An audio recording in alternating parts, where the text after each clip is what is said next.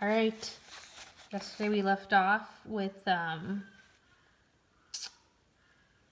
Doug saying it was a long day because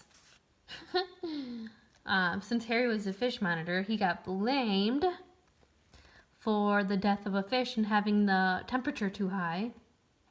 So Sydney was the one who's like, well, Harry's the fish monitor. He's the one who did it. And Miss Mackle didn't have him do anything fun the rest of the afternoon because she was a little disappointed. So we had some people predict who they thought turned the temperature up so the fish would suffer. Okay? Let's see if you guys are right. When Harry lined up at 3 o'clock, no one wanted to stand next to him, except me. Do you think I did it? Harry asked as we walked home. I didn't say anything. I wasn't sure. Doug, Harry said, I wouldn't do anything that horrible. I plan on being a great scientist someday. With you, remember? I would never take the life of a single living thing. Not a beetle or an ant or a single blade of grass. I knew Harry never mowed the lawn. He told his mother he couldn't kill the grass. That's funny. We walked home without talking. We didn't even eat Harry's homemade fudge. He just didn't feel like it. The next morning, Harry made a poster and put it up by the fish tank. It was a picture of a tombstone in a graveyard. I think Harry feels sad the fish is dead. It said, God bless our Black Molly. Then the top part was a bunch of fish with yellow wings and halos flying around it. What's that up there? I asked. Fish heaven, Harry replied. Miss Mackle started the morning, as usual, with a conversation. Boys and girls, we need to talk about our fish. We are responsible for them. Somehow, we made an error. Sydney raised his hand. Harry's the fish monitor. He likes to do horrible things. Harry did it. He should stay after school. Then he sat back in his chair and smiled. Sydney's really trying to get Harry in trouble there. I looked at Sydney. Then it dawned on me. Revenge. That's what Sydney wanted. He wanted to get even because Harry put the ice water down his back. Harry raised his fist at Sydney. I wouldn't cook a fish like that. Prove it, Sydney replied.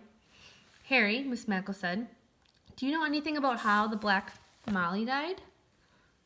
Harry shook his head. Everyone made a face. No one believed Harry but me.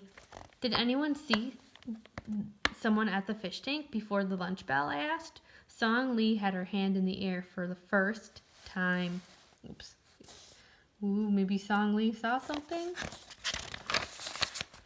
Yes, Song Lee, Mrs. Mackle said. Did you see something? Softly, Song Lee spoke. I see Sydney by the fish tank just before the bell rang.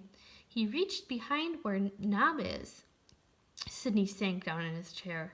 Mrs. Mackle glared at him. Sydney looked at the teacher and then the class. His face turned red. I didn't mean to kill a fish. I just what? Miss Mackle asked. Wanted to get... Sydney's voice got softer and softer. Harry in trouble.